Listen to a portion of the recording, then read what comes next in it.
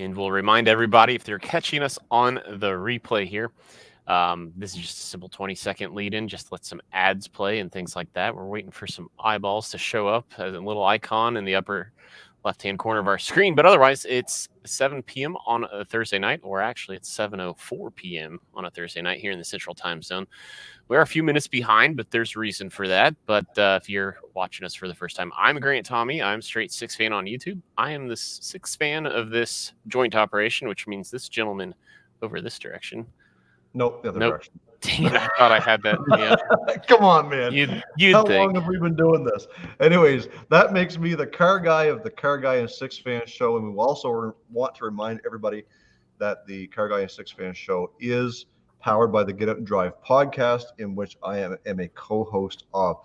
So if you guys haven't checked out the Get Out and Drive podcast, make sure you do that. Also, it's we're getting closer and closer to National Get Out and Drive Day, October the 2nd. And if you guys head over to getoutandrive.com, you can register yourself for Get Out and Drive Day, and we'll send you one of these stickers. So make sure you head over there and do that. We want to thank everybody for jumping in tonight. Grant, who do we have that's over there in the chat before we kind of jump into things? Yeah, well, just early on, we had Everything's Broken Garage making sure he was there bright and early. Will's Wheels, Fox Can Fix It, and Dudes with Wrenches has joined in, and Junker Clunkers just showed up at the same time that our second guest tonight showed up. So with that, we will throw it down below me to let our guests. Many of you know them already, but we'll let them introduce themselves, and there we go. Yeah, we're DeBoss Garage. You might recognize him. Maybe you don't recognize me. I'm Aaron. I do all the editing, all the behind the scenes, social media, filming, editing, and Rich does everything else.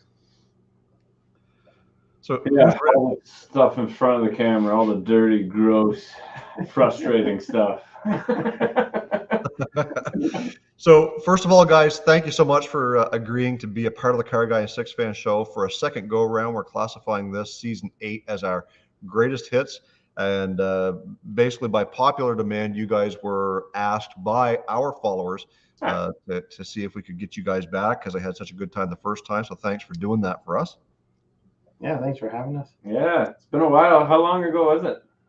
Oh, it was about a year and a half ago, I think. No, I bet even more, because I think we were talking about buying the Bronco back then. Yes, you were. The Bronco in 19. Yeah. And then we picked it up or did we buy it in 20?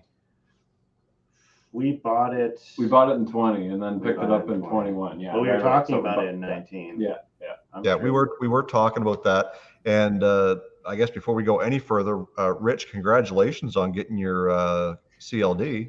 Yeah, thanks. I didn't realize how long that was going to take. That was going to be a side thing for us, but it dominated like 2 months of the summer.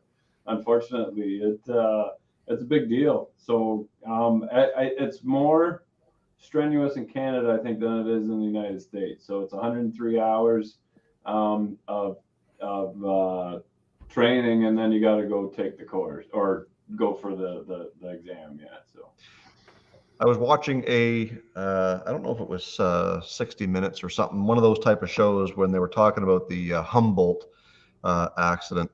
And one of the things that they were talking about was that across the world, that Canada, even still, has the most, although it being quite minimal in comparison to what maybe people think it should be, but has the most hours required to get into a commercial driver's license. So, and I think, based on what I can tell from watching and following the channel, you did it simply so that you could drive the new big rig. Yeah. But I think that certainly opens up a lot of doors to be able to get your stuff to and fro. So, tell us a little bit. I guess we're familiar with the big rig, but tell us a little bit about where the decision to go that direction with the channel and get your commercial driver's license and kind of what led up to that. I mean, you could probably go as far back as when we started our second channel. And the decision to start DeBoss Garage Heavy Duty DGHD was because we were having this, I would call it a problem. There was always this debate about whether we should make content about agricultural fixes and heavy machinery and stuff. And there was never a question about whether it was going to get views. That was people love watching it. People love watching tractors and the big stuff. But then you go in that direction, and then you want to work on your 67 GTO or a muscle car, or you want to go on a trip, and it's like the audience just isn't here for that and that. It's like there's kind of this, you know, and it's like trying to make that decision. Which way do we want to go? We want to do both of those things. Yeah. So my actual trade is heavy equipment mechanic. I'm not licensed in truck and coach or cars. And I really enjoyed the heavy equipment for a long time, but I was getting out of it just before YouTube started because I had a service truck. So I had a 49 International with a 14-foot crane on it. I love doing service calls. You never know what you're going to find. And it's in the middle of a field and you got to get it going and type of stuff. Working through the night, trying to get something ready for the next day because it's needed on job site. But then we got a family, and most of those calls were after hours and weekends when the equipment's not. I remember fixing a backhoe, changing the gear shifter while the operator's running it because they didn't want to shut it down for me. So I'm bouncing around and got screws and holding it in. And he's like, I don't need to go forward and backwards. I'm here for like an hour. So, and I love those challenges. And it would have been a great YouTube channel doing that stuff, except most of the stuff that we did was not OSHA or OFSHA. so we had a lot of fun, but then I got kids, and I wanted to hang out at home more, so I got rid of the heavy equipment because YouTube allowed us to do a lot of different stuff. So heavy equipment, most of it was just fixing leaks, and I hate leaks. If there's nothing, I can't stand trying to keep fluids inside something. But YouTube allowed us to do our own projects, which is the GTO and the Audi race car and that was something new for me, and that was really entertaining. But the neighbor just down the road, he's an old case mechanic, Case IH. So he's very knowledgeable. He went to school for it, and he knows those cases from like the 90s to like 2010. That was 2 decades. He knows those tractors in and out. So I talking with him. He rented some fields off our family, and I said, well, if you want to do some repairs, like we'll put it on the channel. So then we started. Yeah, we've got sponsors helping us out with a suspension for the 67 GTO. And the next video is changing the engine in a combine, and they're like, "Well, what's that about, right?" So we split the channel up, and that led to that, yeah. So then the cab over that started because of the tank. So we got the tank, and tank is fun, but it's very limited in what it can do because it's so big and heavy. We can take it. We have quite a large area where we can go at certain times of the year. If there's no crops in the fields, we can cut across a couple fields and do some stuff with it. But then what? You're done with the content once you knocked over a couple trees and whatever, right? So we thought, well, let's actually build the thing kind of nice so it's functional. And people are like, what are you going to do with that? And I thought, you know what, some off-road recovery would be pretty cool. To be able to, like, as soon as harvesting starts, like we've got our weather's very unpredictable because we're sandwiched between Lake Ontario and Lake Erie, so 2 large of the lakes. So they have their own temperature kind of, and our temperature it goes in between the lakes, and we get a dumping of snow or we get a pile of rain. So our season to get in the fields isn't that long, so farmers are getting out long before they're supposed to or whatever. So get a combine stuck in the field. I think it'd be pretty cool to pull up in an old cab over, unload the tank, and then winch a combine out, and then we can make content on that, right? And that should be a lot of fun doing that. So that kind of led to, well, if we're gonna keep this tank, then we need something to pull it around. And the trucks were there. They were 4 minutes, the 4 minutes away. So we bought the one. So we went halves with our sponsor, our metal recycler. So it's actually insured and licensed under them. so that I can get my experience for the 3 years, because it's insanely expensive to insure a new driver under a CDL, or your AZ license. And it's just, so when I say insanely expensive, it's like $30,000 for the year to insure a new driver.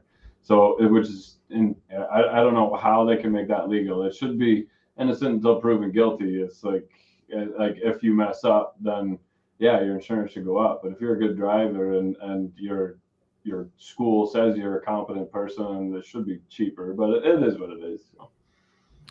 Well, Rich, Aaron, there were like a billion things I kind of want to respond to there, but so it's gonna. So I guess I'll apologize now if I'm a little scrambled and a little all over the place. So just No worries. as the son of a Kansas wheat field farmer, like just watching an 8.3 liter Cummins being swapped out of an international combine is what I'm here for. You know, but at Straight Six Fan, I like doing things weird and offbeat. So I know you had a Deutz diesel. That's been a dream of mine, is to swap one of those in like a rat rod. Rich, you said you don't like finding leaks, and so obviously air cooled diesels might be the thing. So why don't we stick it right there? I love those force any Deutz. Those are such amazing engines to me. We've seen them with 10,000 hours on them, and not any oil leaks coming out of it either. They just kind of hum when they're set up perfect. They just kind of hum, and they're such a nice balanced engine. Yeah, as long as you're not in extreme climates, they like to overheat. But beautiful engine now. Yeah, I always thought what a really good YouTube short, or well, not a YouTube short, but I meant like a short film on YouTube, like a cinematic production would be, is to create the story of, like, you know, because hot rodding was born out of the post World War II times, right? Like there's all these airplane mechanics that come back and they just want to go fast. They just want to live their 22-year-old lives that they missed out on, you know. And so I always thought, like, how fun would it be to like show like a wrecked German tank that has this air-cooled diesel motor, and some guy's like, wait a second, if I could just smuggle this back home, you know, and then like build like a Model A rat rod, throw a Deutz diesel in it or something. I just thought that'd be a really fun kind of like cinematic short. But yeah. So that is essentially what the tank is. It was part of the Swords to Plowshares movement after World War II. So it's made with leftover Sherman tank parts, but it's not a Sherman tank. So the hull is not armored. The only thing that's armored is the transmission and the front drive section. So that's like 2.5 or 3 inches thick steel. And that's what hits the trees first and knocks them over. So it works perfect. But the rest is actually just I-beams and C-channel. And I don't know if it's 1/2-inch steel or it might even be a little less. So it's nice because it's not, it was never a tank. And I feel better about that, because like guns are fine, you target shooting and whatever else, but a tank, its only purpose is to destroy stuff, kill people. So that's kind of morbid, and I'm not crazy about that, but it was actually made by a company called Medill, and it was an agricultural piece of equipment. So it had winches on it and a whole pile of I-beams in that, and it would have pulled logs up a mountain in BC. So it was agriculture equipment, and exactly what you said. You get done with the war, and you got a bunch of leftover war pieces, and let's go fast, or let's make some money, boys. So. Well, and I mean, from the outsider looking in, I mean, that tank was clearly made by Chevrolet. I mean, it clearly had I mean, no question about it. I watched a little bit of I shouldn't say a little bit. I mean, I was glued to my computer screen with everything and anything related to Hot Rod Power Tour this year. With the borders opening up, it's becoming a clearer and closer reality for me to be able to go do that at some point. Granted, it was about as far south as you can get this year, and apparently the temperatures were scorching, and a lot of people were doing a lot of complaining, not necessarily about the heat, but about the organizational part of it, and this and that. And I know you guys did spend a little bit of time there. Like, what overall, what's your opinion of the Hot Rod Power Tour in general? I get the complaining. It's nothing new. I think as long as Power Tour has been happening, there's probably been people complaining about it. And the bigger it gets, the more of those people are gonna, show up. At the end of the day, people want to debate about what constitutes a hot rod, or who should be at these events and who shouldn't, and whatever. Like that's a small segment of the car community. I think, as everyone here knows, it's generally much more welcoming. You don't see that when you're there. You don't see all the negative. These are just people, once they get home and they're tired and everything.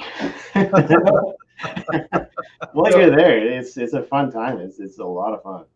Well, and it's kind of like a family reunion. You kind of go back and meet all these, or even if you've never met some of these people, but you're all, especially like us being content creators, there's a larger, segment of influencers or YouTubers going, and it's really cool to just be able to meet some of these guys and hang out. For sure. For sure, I can relate to that with like the drag week events that have come through my area. When I got to meet Flying Sparks Garage, it's like we're complete strangers, but they make you feel like like what you're talking about. You've been friends for a long time. But also about Power Tour, I know in one sense, if I threw out the term "gone in 60 seconds," a lot of the crowd's going to associate that with a movie with Nick Cage. But for you two, there were something else went missing in about 60 seconds on Hot Rod Power Tour. So take us through that day and that experience and what that's all about. So yeah, it took us it took us 12 hours to drive there in the first place, right? So to even our trip to get to Power Tour was longer than all of Power Tour. So we get there and we're tired, and we get to the first venue. We were there for like the last 2 hours that the event was on. Yeah. And then you go to your hotel.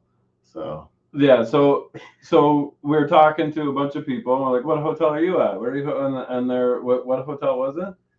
Oh, I don't know. Anyway, it was this chain, and so we were like, all right, we're staying in this hotel. So we go there, and it's a beautiful hotel. Like it's spacious, beautiful neighborhood. It's like a fountain in the driveway. We're like, oh, this is a nice hotel. Good job there. La Quinta, yeah. And we get there, and I'm tired. It's like so hot. We drove through the night, whatever. And then they're like, oh, you're in the wrong La Quinta. You're on the other side of town. I'm like, So then we drive to that side of town, and it's a hole. There's a fence all the way around the hotel. There's like security in a closed off gated parking lot. And the neighborhood looks like crap. The hotel looks like crap. Like Aaron, you didn't do so well. So then it's like you take everything out of the car, right? It's like, it's not going to be here in the morning. We take everything. So we got all our camera gear. We got our arms full. And I'm holding the keys on. There's actually 3 La Quintas in New Orleans that we saw. They're all in the perfect triangle. Yeah. So and I don't know why, but I'm holding my keys, and I've got them like on my finger, right? And we're carrying stuff. I get out of the elevator on the 6th floor, and I bump into the wall, and I drop the keys. But they didn't go down the slot. They landed right beside. Right on the ground. And I'm like, oh. And then he's saying as he's picking up. So Aaron goes, what? I'm like, I almost dropped my keys, and I go to pick it up, and you know how you drop a bolt and you're like, oh, that could have been bad, and you're so happy that it wasn't bad, you kind of like half grab it because you're in the clear, and then it goes bad. Not all the way. I dropped it right down the hole. So I'm like, oh. So we're on like the 6th floor at this point. Yeah. So really cool people. I'm like, Aaron, you go to the room, grab your, go with your stuff. I'll try and figure out how to get my keys. So it was really cool. The manager was super cool. Okay, I dropped my keys, and the way they design it is there's between each floor, there's actually steel plates so that nothing can get hung up there. So the keys fall straight down to the bottom, and they're supposed to be at the bottom. So I say, is there any chance that we can look and try to find the keys? He goes, yeah, I think so. He goes, no, my maintenance guy's on holidays, and he's got the keys to open the elevator, right? And I'm like, well, can you take a look? And I'm looking on Amazon. You can buy an elevator key for $20 and have it there the next day. So I show him the picture, and he's like, "Well, Tom, you go into the maintenance room, see if you can find a key that looks something like this, right?" So it's what it is just a hinged bar.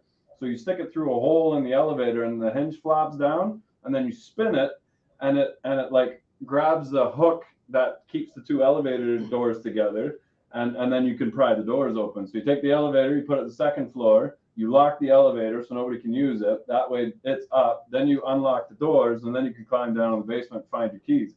So we did that, went in there. Didn't film any of it. Didn't film it because the guy's like, "You're not supposed to be in here."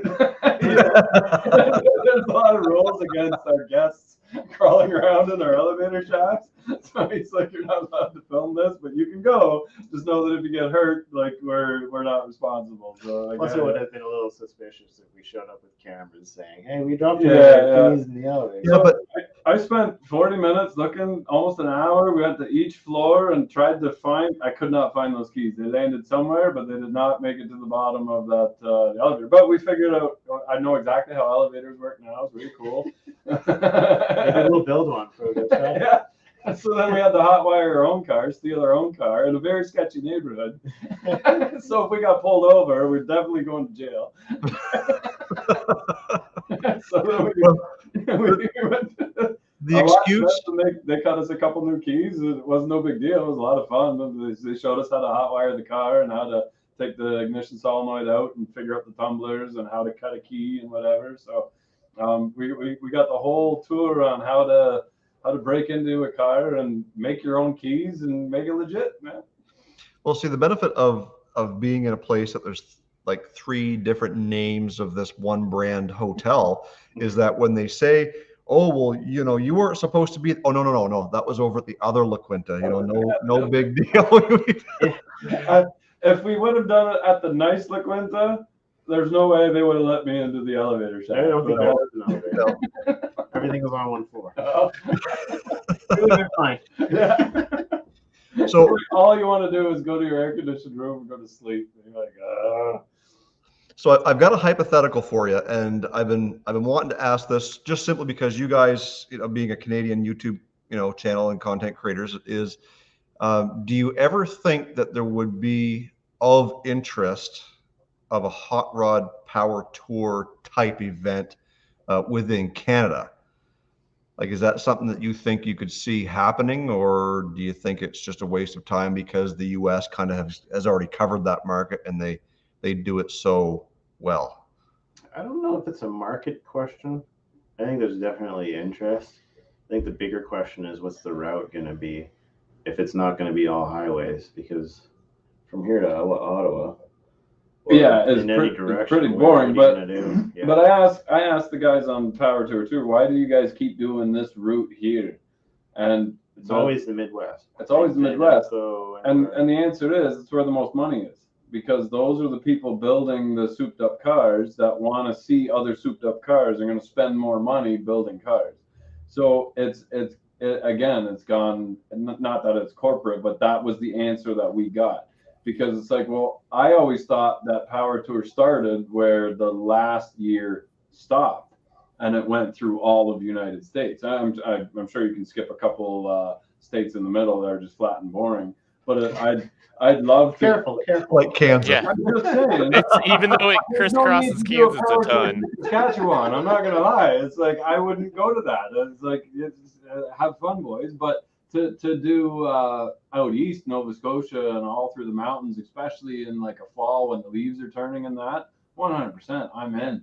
And that's what I don't like about Power Tour, because it's like, why wouldn't you do it like later in the year when it's a little cooler? We got every one of these cars is 400 cubic inch plus, and they're all worried about overheating and no one has air conditioning. And even if they have air conditioning, they don't use it because it makes the engine that much hotter again. Junkyard Pigs was using AC in his AMC. Yeah, but that's got a tiny little engine in it again. Well, I'm just saying. Whatever. I'm just saying. People spending 150 grand on a car and they can't use AC unless it's LS swapped or something. But like the colors and that, and when the leaves are changing, it's like it's magical.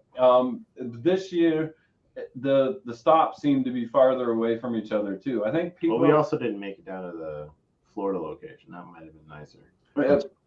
Maybe, but there's no need to do 200 miles or anything above 200 miles between stops. To me, that's just like, okay, we have to leave the hotel on a decent time to get there in time. Hopefully we don't break down. Hopefully we don't overheat, and then we're just sitting there sweating anyway. And it's like, just drive 200 miles and do a leisurely stop 6 times if you want, for pictures and for a coffee by the side of the road and whatever, instead of like, we got to get there, right? So a nice leisurely tour through Eastern Canada, absolutely, 100%. Around poutine to it, and then skip Quebec altogether. Well, I don't. I always want to be politically correct when we're talking about things on the show. I don't want to offend anybody. The problem with driving through Quebec is that everything is 100% French as far as signage goes. So you're certainly reliant on GPS or a map of whatever. But the roads are just so horrible through Quebec. Oh yeah, to go and drive a $150,000. I'm pointing to my car like it's a $150,000 car. to go and drive $150,000 hot rods through Canada, anywheres, begs the question. Is this the right thing to do? Because generally, if you're on the Trans-Canada or any major route, the roads are mostly okay for that type of driving.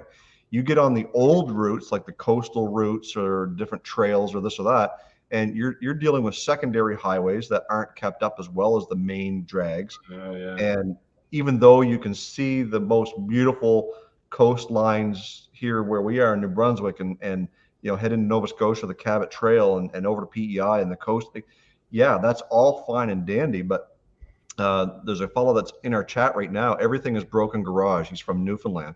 To be exact. And it would be awesome to do a power tour in Newfoundland. I've never been there, but what an excuse. Yeah, exactly. We're talking about Quebec roads. So I just think that there's got to be some way to promote some sort of a route that in Canada we can do this for Canadians. There's a lot of Canadians who just simply can't get down to Pensacola, Florida. Do this kind of a route.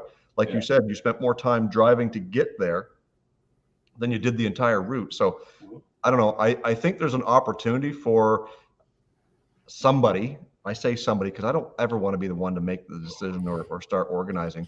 But there's got to be an opportunity for something like that in Canada to do some sort of a power tour, or even just a tour of some sort. Do a couple hundred kilometers a day, do your thing, and take it out over a course of 5 or 6 days. Yeah. There's one local to us. They're doing like a 3-day thing starting. Did they start that? Oh, is that the Bandit Run? Through things in, I don't know. Yeah, I thought that they were still doing. I got to look into that. That's September, I think. Okay. But what the first thing to do is to actually do the route or find a route, even if it's in a normal car. Just to or a rental car or whatever, just to find decent roads and map it out, and then say, okay, there's enough hotels in this area to hold X amount of people. There's enough restaurants to feed X amount of people. The worst thing you want to have is have 500 people show up and the restaurant only buys enough food to plan for their normal 30 people, right? And then nobody can eat anything. Yeah. So that kind of stuff all takes into consideration. But if you were able to find a road or some sort of map and try it out ahead of time, and it's a nice trip to begin with, right? And then go from there. But yeah, we'd be all over that, promoting that. Yeah, for sure. I definitely think there's an opportunity for for the Canadian market. Yeah. Well, my heart skipped a beat there. I fat fingered something, and I said I was leaving the studio. It's like, I hope they're still in there. So good to see that the conversation kept going. And yeah, no, it'll be interesting. I think at some point in time, you got to think somebody's going to do a documentary on the history of the Power Tour, because I remember first time I knew about it. So my older brother, he started subscribing to Hot Rod magazine in like 1997 when we're impressionable. He would have been like a freshman in high school, and I'm like a 7th grader. And I remember because it came through Kansas and how cool it was. But the route, if I recall, was something like, it was basically like Los Angeles to Chicago in those early years. Oh, okay, wow. There were like 2 stops in Kansas. I mean, it takes 6 hours to drive across our state on I-70. And it was on the far end. There was like a Votech school in Goodland, Kansas. There'd be no reason to have a power tour stop in Goodland, Kansas, other than people's cars. There's a bunch of lifts and there's a bunch of like, mechanic trade students, willing to help you service your car. But obviously, like gas prices and whatnot, everything probably transformed that. And as you were mentioning, Rich, they were saying that, well, the money's in the Midwest. That's why we keep coming through here. So they just kind of found their sweet spot and what works. But I think it'd just be a real interesting, backstory or history on how this thing transformed over the years. And I really do think people should spin off of it and create their own thing. And that would be cool to see Canada get something like that. Yeah. Even if it is a 3-day thing. We were hinting on doing just like a YouTube power tour. Yeah. Just because like we're rushing to get the sponsors booths and stuff, and it's a lot of fun. We love meeting everybody. But the one day we broke down with Spider Garage's car, we spent all day in a shop, and it was awesome. There was a dozen of us, and like 10 of us would be relaxing in the parking lot, and 2 of us would be working on the car. I don't think anybody was upset that we missed the venue entirely. Yeah. Like everybody there talked about how nice it was. Yeah. To just have a day to relax. It was 6 at night, and we hadn't left for the venue yet. Yeah. So we still had to drive like 3 Just hours to get that night just to get to the venue. Hotel, Yeah. So but it was a lot of fun. Yeah.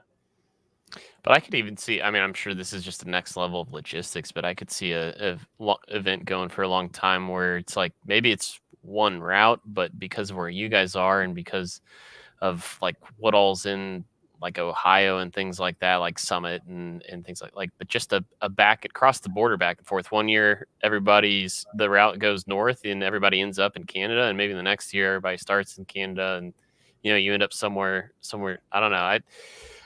The border crossing agents wouldn't necessarily probably enjoy that big long line of hot rods No, and stuff, not but I don't know. Maybe there's something cool there. Yeah. Well, and I think to kind of jump on top of that is, we're in a day and age where, again, we don't want to be political. We don't want to talk about certain things, but we're in a day and age where certain things keep us from crossing borders for certain people. And I think that would tend to be a huge hurdle to overcome for Americans coming north and Canadians going south to do that whole international thing, which is why, again, I suggest that, if there is something that could be done, like a lot of Americans probably don't even realize just the magnitude of Ontario by itself. Ontario basically is the American Texas, almost ×2 as far as size goes. So if you think driving across Texas takes you a whole day, well, guess what? Try driving across Ontario. It's a huge province. There's so much to see. There's a lot of just 2-lane roads that get you, going up through the north through Sudbury and up through Thunder Bay up that way. And like, I'm not saying a power tour has to be a 24-hour race from Ottawa to Thunder Bay, but I think the idea is that there's probably a small area that you could do around the lakes, Georgian Bay, some of that type of stuff that could be a great tour, or Niagara Falls. I'm just not sure how you would do it as far as off the beaten path goes, because I know everything's a freeway up there. So it gets tricky too, because Thunder Bay is a small town as far as I know. Like, it's pretty well like a couple intersections. Like, I don't know that they could accommodate a lot. Well, it could. Thunder Bay is 100,000 people. My mom lives up there. I visited it. So for a city of 100,000 people can accommodate, I believe, could accommodate that sort of thing. There's a hotel on every corner. There's lots of Tim Hortons. I mean, there's gold. Power tour has been going on for decades and they've got 6,000 participants, right? So Yeah. if we were to do something, we'd start out with 100. I'm sure that they can accommodate 100 people. Oh yeah, it's not like you're going to start with 6,000 right on day one. Yeah. I think there's room to grow that brand. It doesn't have to be hot rod by any means, but I'm just thinking that there's got to be a room to grow that brand of power tour. Cold rod. What's that? Cold rod. Cold rod. There you go. It's Canada. Hot when we do it down south, and it's cold. He's not allowed to name anything.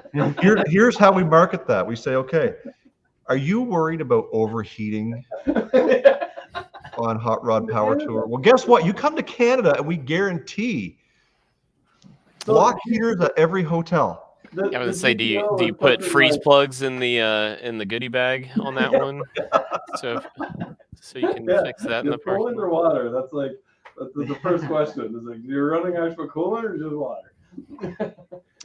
So, well, when we started the interview, we talked about the crossroads of how do you justify the heavy machinery repaired in the 67 GTO work, and how does that how do you bounce back and forth? You guys separated kind of content and put it in two buckets, but I feel like one of your projects was a bit of a crossroads of those two things. You know, when you think heavy equipment, obviously there's the agricultural side, but then the next big name is Caterpillar on the construction side.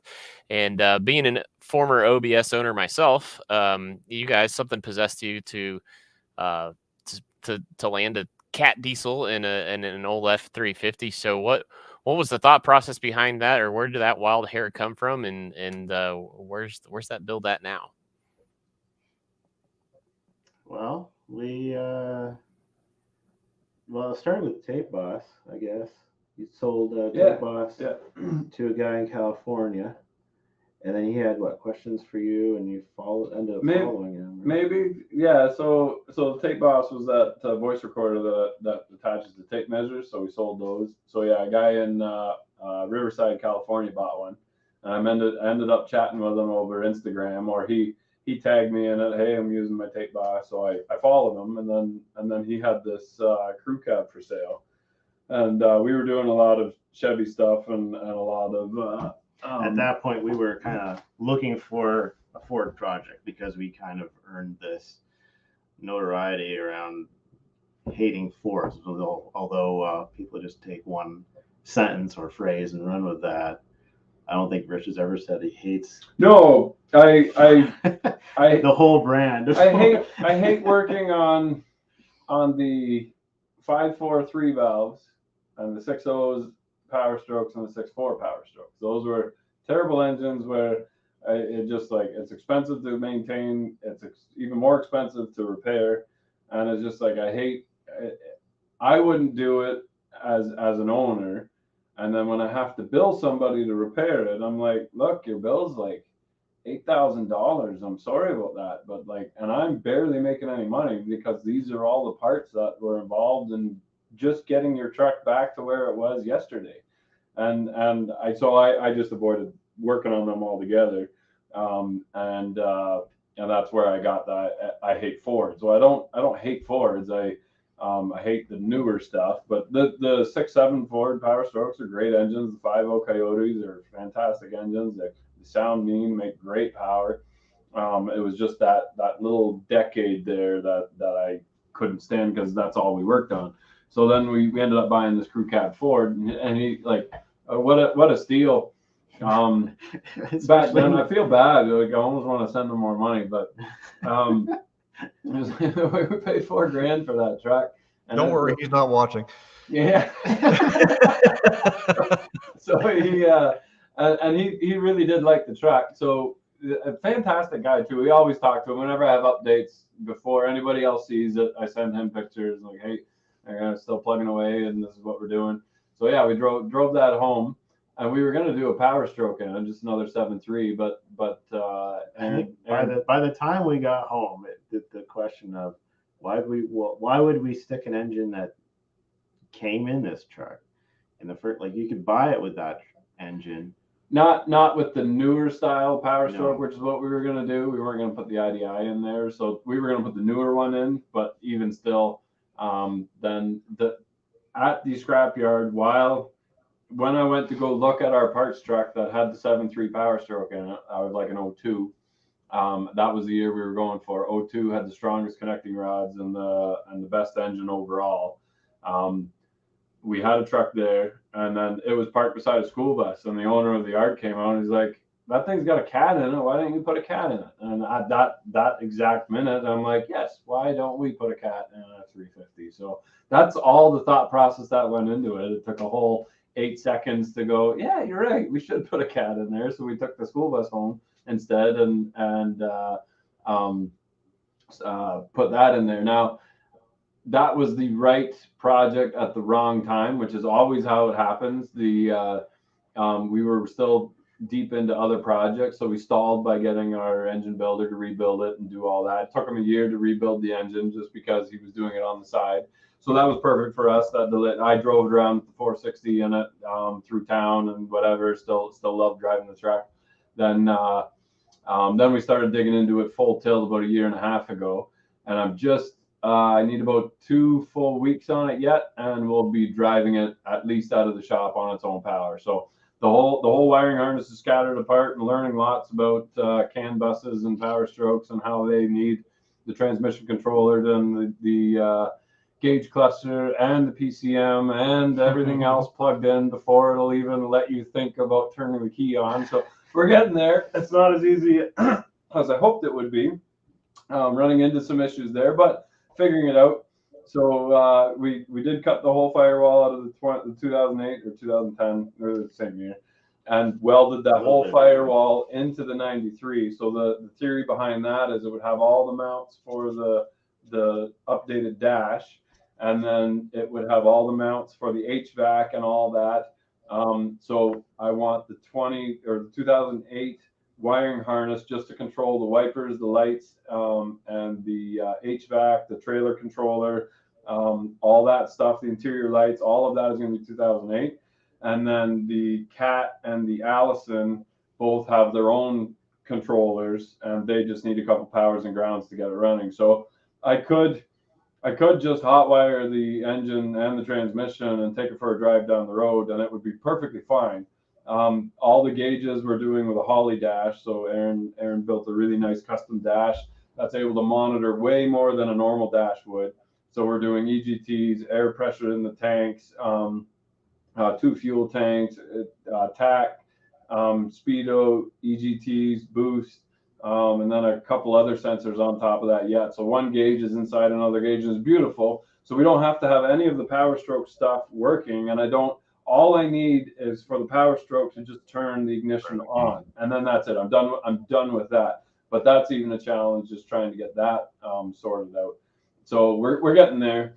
I should have done some stuff different while the truck was together. I should have had somebody come and delete the PAT, which is the preventative anti-theft system for Ford, in there while everything was still connected and good. Instead, I took it out, put it in the 93, but because we wanted a tilt column, we put a different column in there, and now that key doesn't communicate with the rest of the Ford stuff. Yeah. So that was my biggest mistake. And then while it was running in the truck, I should have started disconnecting stuff like the transmission controller.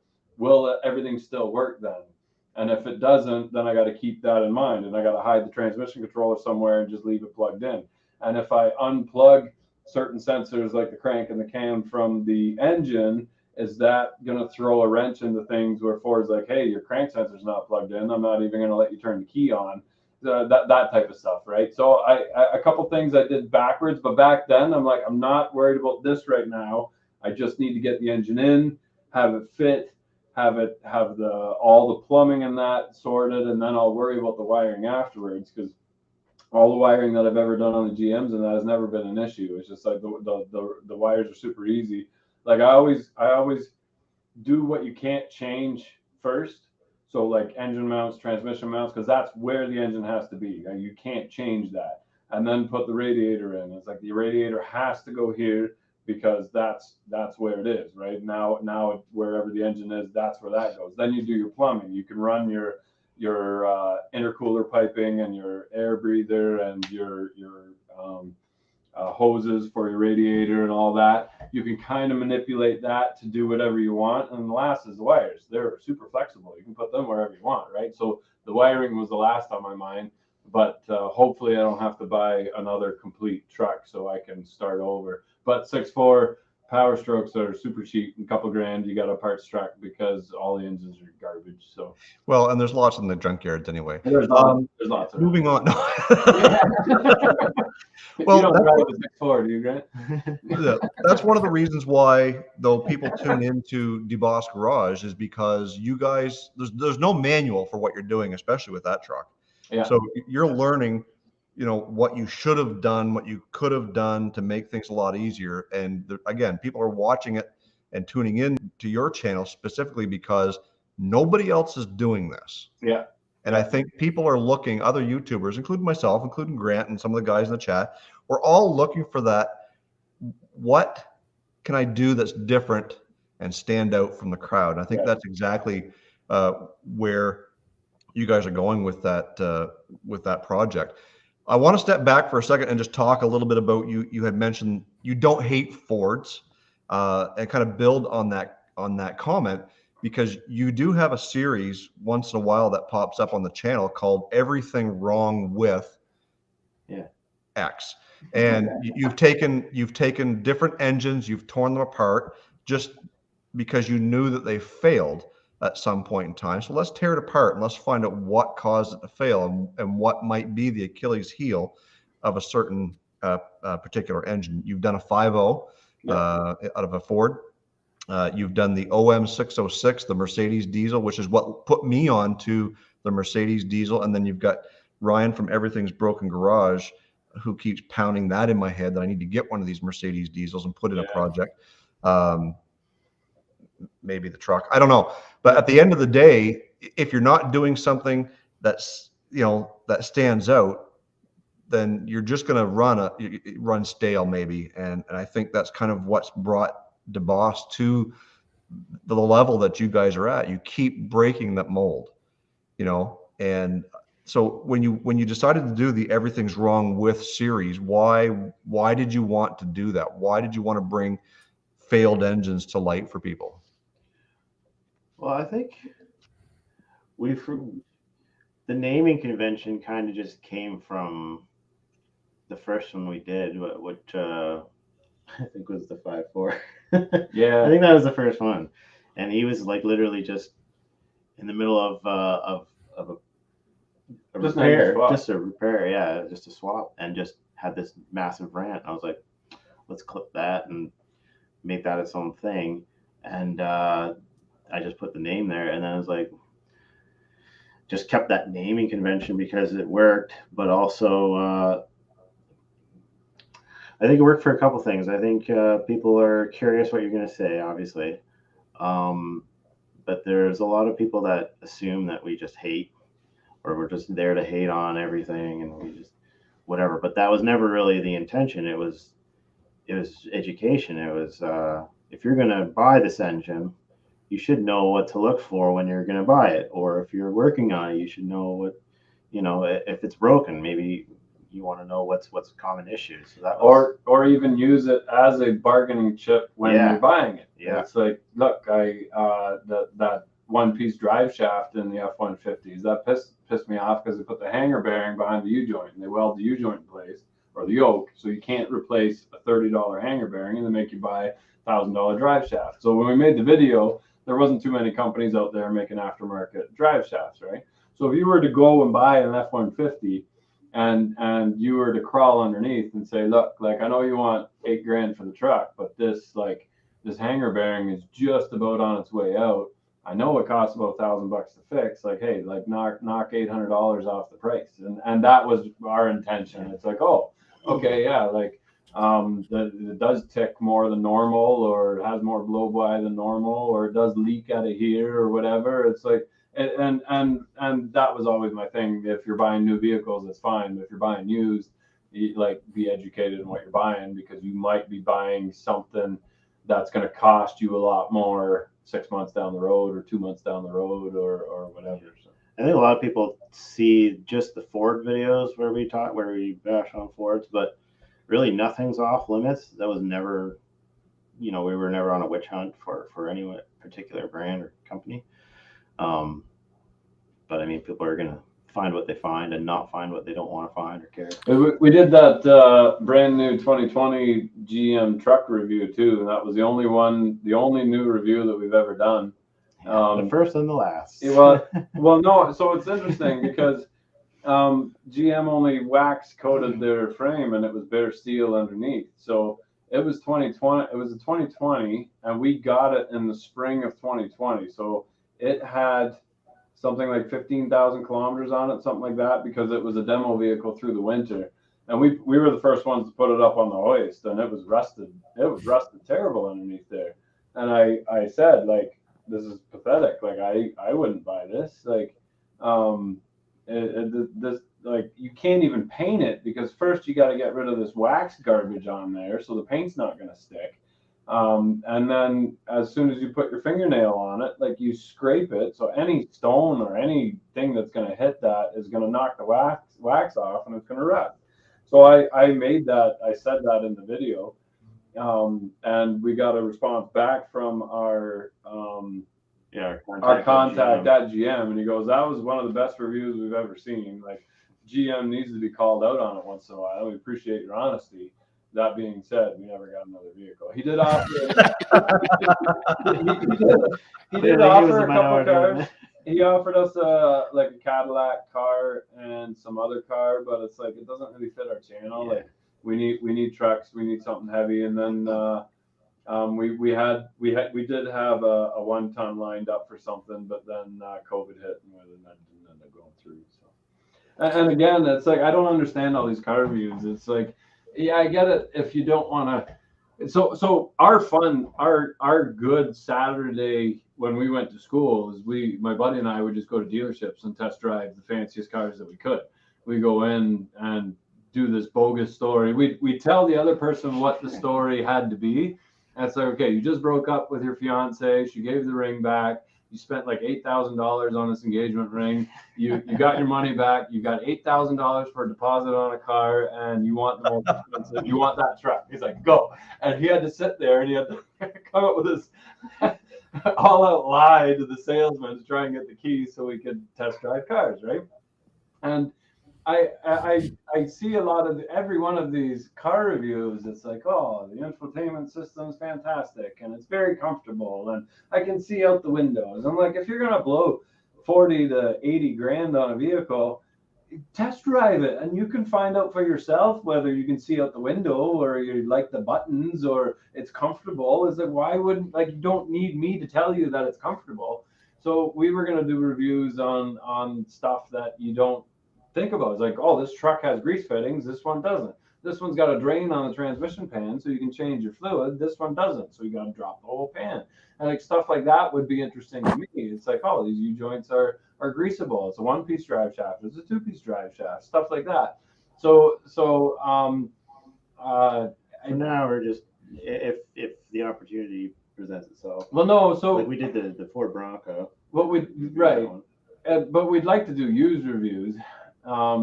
It's one of those things where we do like an oil analysis on it, and we take something that's 3 years old, maybe just off lease, has 60,000 kilometers on it or 60,000 miles on it, and let's do an oil analysis on the engine, transmission, and the rear drive shaft, and then see what's wrong with it, what squeaks, what rattles, what plastic is coming is rattling loose, or what doesn't work anymore, and then give you that insight into buying a used vehicle that's depreciated enough to be a reasonable sale, and then give you, oh, there's the actual metal filings in this engine or in this transmission, and it's like, well, that didn't hold up very well, there's not even a hitch on this thing, right? And we had lots of responses to that. Then COVID hit again because it was all going to be viewers' vehicles, right?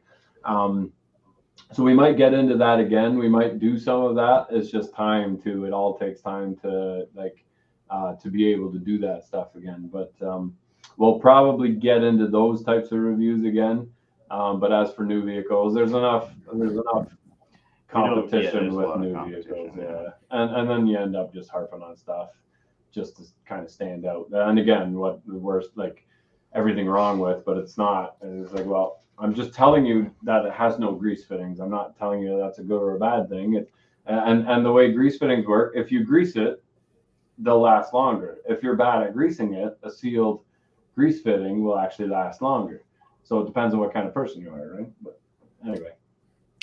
Well, as we kind of come down the home stretch for the Car Guy and Six Fan show here in season 8, did want to just drop a few reminders in, maybe some house cleaning items. One that is that this season is made possible by the Get Out and Drive podcast and our partnership, our relationship with them. We are powered by the Get Out and Drive podcast. So if car talk on a Thursday night for 1 hour isn't enough for you guys, make sure you're heading on over to their website. And I know Joanne can drop that in the chat. Their podcast is available on your favorite podcast app, just about anywhere. The super chats. So we wanted to say just thanks to, we had 2 super chats earlier. Junker Clunkers and Everything is Broken Garage both dropped some in, and one of those came with a question, and so that is where we'll start taking now from the chat the questions for Aaron and Rich. But we'll start off with Junker Clunkers, who asked the question, when can we expect a collaboration with Diesel Creek, and what's the best way to get known? And I assume they mean as an influencer. Well, we've talked to Diesel Creek. Where is he? He's you know what state he's in? We haven't talked about collaboration. I think he reached out. He had some questions about some sponsorship stuff. But yeah, no, we'd love to meet him, or there's a pile of YouTubers we've never met and we'd love to meet. So we've done a pile of collaborations, and we haven't really found that any subscribers really cross over. It's not like, oh, this video came out and we saw an extra 10,000 subs in the next week, and that's fantastic. But every collaboration we've done has been so much fun. It's just like you said, as soon as you're a car guy and you meet these people that you've never met before, but just because you have a channel and you love things that make noise, all of a sudden you're best friends, right? And there's never been a collaboration that hasn't gone well, that we haven't thoroughly enjoyed the company of whoever we've been. Yeah, so we're open to anybody. And as far as how to grow, I'm assuming you're talking about starting a YouTube channel. I don't know that there's one answer to that. It's a lot of hard work, and I know everybody says that. We've been doing this 7 years. Yeah. So I mean, to get known. Or did he mean like, how would we know you're doing a collab? Instagram is the best way to find out, because we kind of post updates. I don't know if that's what he meant. How do we know? I think he means get known on. Well, anyway, whatever we're doing or wherever we are, Instagram is the best way. We're like, hey, we're stopping here, we're eating here, we're having a meetup here, whatever. That's the best way to get a hold of us, or if we're doing a collab. But anyway. Yeah. And as for doing YouTube, it's just like any other job. Work hard at it. You start at the bottom and you don't make anything, and it's very frustrating. And then after a while, it becomes fun and you get paid. Just like any job. Yeah, just like any job. well, if we go back to speaking about collaborations, we also want to remind folks that this show, the Car Guy and Six Fan show, is a collaborative effort between Grant and myself. So this week we're on his channel. Next week we're going to be back over on my channel, Old Car Guy, and we'll have Dan from Greasy Boy Customs over, and he's just a smaller channel down in North Carolina, I believe is where he is.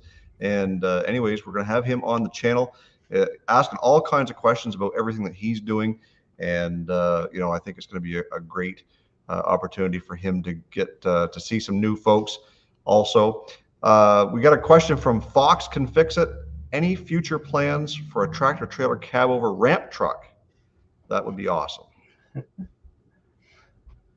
Not in the immediate plans. Not in the immediate plans. We were looking for a COE for a while. The thing is, like we've got 6 trucks now. That's a lot of trucks. So we got the 64 C10 tow truck, which is coming back this winter. Once I get the Silverado and the F350 done. So that's 3 trucks. And then we got I did count the tank truck as a truck. That's a truck. And then the cab over. And then we bought 2 more trucks out in California. One's drivable, and the other one we're fixing up and driving it back.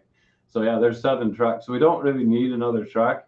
And then it becomes a problem. Like, the cat lady, after you've got like 5, it's a problem. You need to seek help.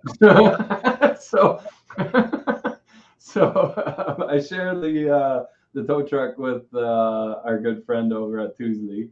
And we share the cab over with V&R, our metal recycling sponsor. But I'd like to keep expanding the fleet into different vehicles that we don't have yet. So I'd like to do, we'll probably end up doing an EV build just to see what it's about. I'd like to build like a dune buggy jumping vehicle, like an old Volkswagen Bug, something like that. Maybe a helicopter or a plane, or I don't know, a boat maybe. But we don't really need any more trucks. So we'll finish what we got, and then I say that. But YouTube's been awesome in the fact that so many opportunities are available to us. It's just, if it's cool at the right time, we'll probably not be able to say no and take it home, right? But I tried to hire a couple people, and then that didn't work. So it's just me, and we're just plugging away. I can only do so much, but we're just having fun in the shop. We're just going to finish what we got, and then see what happens after that. Now, I know you guys are very busy with, different things that you look after and different things you try to do, travel, this and that. One thing that I thought would be a neat opportunity to get you guys to come to New Brunswick or come to the East Coast is in the first weekend in July every summer. They have the Moncton Nationals, or the Atlantic Nationals, which is a huge car show, a couple thousand. There was 2,600 cars there this year. I think it would be neat to be able to see what would be involved in the logistics of getting you guys back east with a project vehicle or 2. If that's something, of course, we're talking a year out right now. Yeah. If that's something we could make happen, would you be interested in doing something like that and coming out to the East Coast? Definitely interested. I mean, we almost did it this month. Yeah, we were almost there this month, but yeah, that was disappointing. On the heavy duty channel, we did a tour of the naval ship, the Glace Bay, the defense vessel, and it got dismal views. But they invited us out to Halifax, where they build them, and they've got the destroyer there too. So we thought we'd go get a tour of them. It's like, we can't pay for that if the views aren't up. So then we decided not to do that. So that was an unfortunate one where it was weird. I don't understand why. It was so cool. It was a big ship with multiple engines, and it was a riot for us being able to experience that in the day, but just very disappointing that nobody else cared. And I don't know whether it's because most of our audience is still American, and they're like, oh, Canada's tiny little ship, that's nothing compared to what ours is. And that's not the point. It was just, how does it work, and have you ever been in the belly of a ship before? This is what it looks like, right? But it wasn't there. So well, I think if you guys are up to it, if we can, because they generally will do pretty big name guests as kind of their guest hosts to be at the show. And I think if we could grab somebody, some folks that would be Canadian to be a part of that I think that, if you guys are interested, I could see if there's an opportunity, if a year away is enough for you guys to make a plan for. Yeah, for sure. Our whole thing is, it's unfortunate that something like a video not doing well would dictate where we go or what our plans would change or anything like that. Like, obviously we wanted to go on the ship. Like, we wanted to do it regardless of whether something paid for it. But You know, the other things that help us travel is getting connected to our viewers and seeing what they're building. And so that's why we built this website, DeBossGarage.com, where people can show us what they're working on and upload pictures and video of their builds and kind of detail what's going on with it. And if it's drivable, let us know that. And, you know, there's a place for you to upload your contact info. And if we're traveling to your state or your province, then we might hit you up, because if we can make a video about something cool, you know, a cool swap that you did or whatever, if it's unique and you know, we think there's an audience that would be interested in it, you know, that stuff can open massive doors for us to actually make a lot of these trips happen. So, I mean, on the heels of COVID, we're trying to do more and more of this. So that's something to look for. So yeah, if there's a lot of people out east, send us your builds, and we'll be in touch. Absolutely. So as we get ready to kind of wind down for this evening, we do want to kind of go around the horn and talk about some of the upcoming videos, maybe, or projects that we might be able to expect from everybody's channel. So, you know, Aaron, Rich, is there something new maybe that you're willing to share with our viewers that might be coming up on DeBoss Garage? Yeah, so we're finishing the F350. Obviously, I need a truck. I've been without a truck for over a year, and it's very emasculating. I overcompensated by buying a tank, which I can't actually drive anywhere. So I'll finish the F350 and then pull the Silverado and the C10 back in. But one that I am really excited about is I got a 1948 Chevy convertible, Fleetmaster. So if you go way back in the channel, I built a 4-door and turned into like a beautiful car. We used it for a bunch of weddings and that. But driving it 3 on the tree, 216, brakes are terrible. It's like 70 kilometers an hour, like top speed before it starts getting like unhappy. And I sold that and traded it for a convertible that needed a pile of work. The guy owned it for 53 years, lost a bunch of trim on it, lost a bunch of pieces, and was going to restore it, never drove it. So I took it, and I'm like, what do I do with this car? Because it's like, it's not, I don't want to bring it back to the 216 because I want to drive it, but it's not a diesel swap. It's not a gas swap. So I parked it out back for years, like 4 years, Yeah, 5 years. My girls didn't. We almost sold it a couple times. Yeah. I almost tried to sell it. We were off on $500, and I wouldn't let the guy have it. But anyway, then my girls didn't even know I had it. I got a 7 and 8 year old now, and we're walking through, and Daddy, you have another car? I'm like, yeah, this is a secret car. So don't tell mommy. So we've been plugging back here in the woods. We've actually been plugging away at it kind of in the background for about a year, but we're gonna swap a Nissan Leaf EV drivetrain into that one. So EVs are stupid. To get that out of the way, when you hit the cold weather, your range drops 20%. When you add your heater, you lose another 15%. And the car only did 120 kilometers range to begin with. So the solution to that is an old convertible, because you don't drive it in the winter, you don't drive it far, you don't drive it fast, and with the top down, you don't run the AC or the heat either. So the Leaf drivetrain is a really neat stack with the battery management system and the charger and everything all sits over top of a front wheel drive system. So we're taking that and putting it in the trunk and then spinning the motor backwards and then building our own frame for it, putting the batteries underneath the floor. And then we got a nice car to just go out on a date with or go out for a picnic with the girls.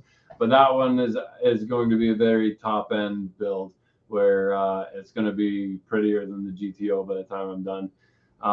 Then it's 2012, but up to 2018 they have the same physical size battery, but the Leaf, the Leaf. So if the concept works and we enjoy it, we can take the battery out, we can put a longer range battery in it, and we can go about 240 kilometers to one charge.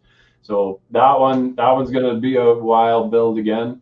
Like, it's going to take a long time, but I'm excited to dip into something a little different and take a stab at that one. Yeah. Especially after wiring this F350. Yeah, it should be really comfortable, really easy to do.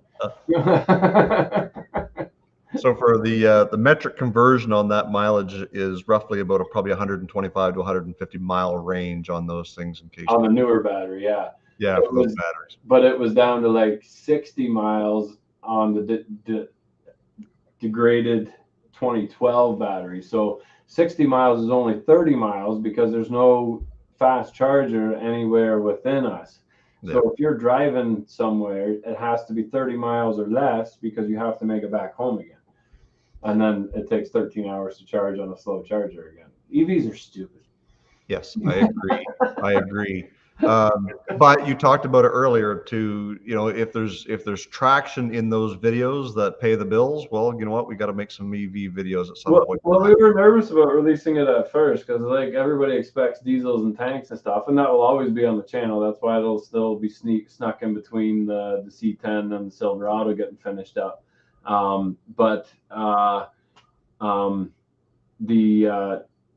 The cost of fuel going up and everything going EV, I think a lot of people will be a lot more open to it than they were a full year ago. So I think we're not in a bad spot now. So.